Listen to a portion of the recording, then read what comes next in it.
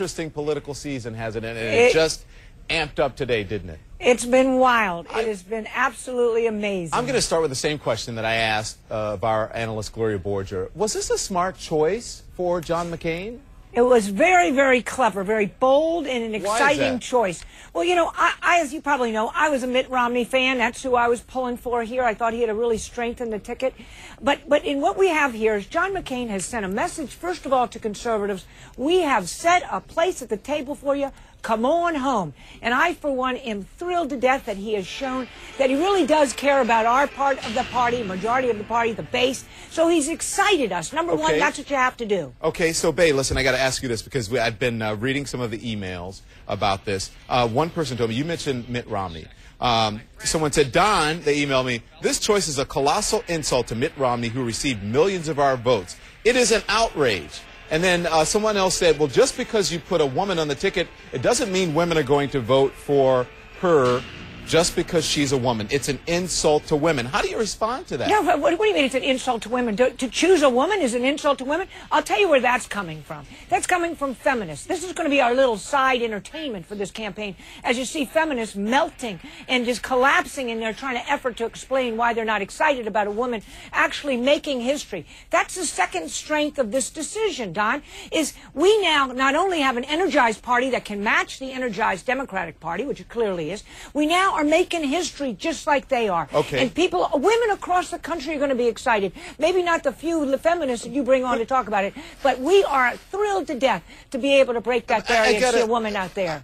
Okay, I understand what you're saying, but I got to tell you that, you know, this whole argument about that the McCain campaign has been using about experience, it kind of throws it out the door. Here's something, though, that a couple things the Democrats are going to pounce on. One is that, you know, she was a former beauty queen. They're going to talk about that. Oh, my golly. Yeah. So you can't be good-looking and smart, too? All right. So then this, something that's a little bit more serious. We're talking about a legislative investigation going on now in Alaska about a former state trooper involved in a custody battle with her sister. It is under investigation now. She admits to a phone call from someone of her staff that may have been perceived as trying sway in some way to try to get this trooper fired. But then she said she was disappointed and disturbed to learn that the member of her administration had contacted the public regarding the trooper, and then fired the safety commissioner. So what do you make of all that?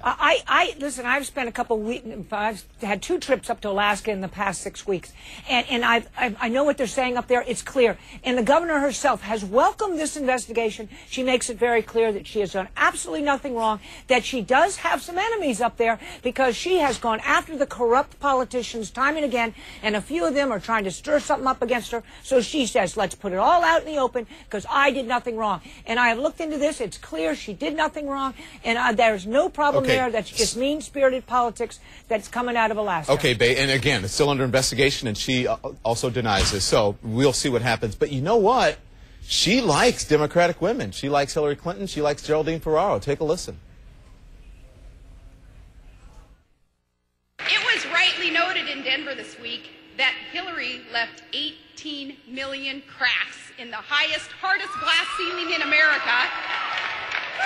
But it turns out the women of America aren't finished yet, and we can shatter that glass ceiling once and for all. Okay. That's great. Immediate comparisons to Hillary Clinton, though. She brought it on herself. This is perfect. Listen, what John McCain has done here is given women in this country who are so disappointed not to have broken the glass ceiling with Hillary, it says, hey, we can still do this. Sure, they're the feminists for Hillary are not going to come aboard. This is a pro-life conservative woman who is very much a fiscal conservative, not their ilk philosophically. But there's mothers, working moms across this country that are going to be thrilled to death. Right. I got emails this morning from moderates, Democrat moderates, saying, it looks like I might have to vote for your ticket. Okay, Bay Buchanan, and you know what? You're a Republican strategist, but you better save some of that energy. You got a long week ahead of you. And we're excited. We are aboard and excited this ticket. It is always good to see you, and you have a great weekend. Thank you very much. Thank you.